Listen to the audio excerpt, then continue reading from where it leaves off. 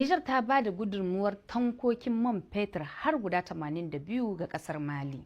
Tallafin na da matukar muhimmanci ga kasar saboda tana fama da matsanancin karamcin man fetur sakamakon toshe hanyoyin shigar da shi da 'yan ta'adda suka yi. Gwamnatin Chani ta ce an bayar da wannan gudunmuwar ne don nuna ƙawance da 'yan uwantaka da goyon baya ga tattalin arzikin Mali. Idan ba ku manta ba, motocin man fetur da dama ne 'yan ta'adda suka hana shiga Mali, sannan suka kona wasu ƙarmus. Na san za ku ce, to ta yaya tankokin na Nijar ɗauke da man suka iso Bamako?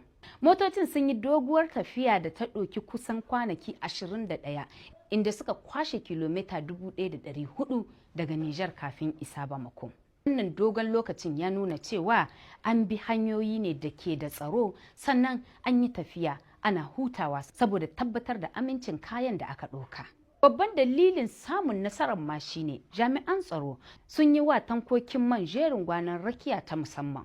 Ana kyautata zaton an samar da cikakken kariya daga sojojin ƙasashen biyu, kuma sojojin Nijar sun yi rakiyar har zuwa inda za su miƙa wa sojojin Mali motocin man.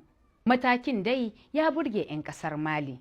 To kufa, ya kuke ganin wannan lamarin?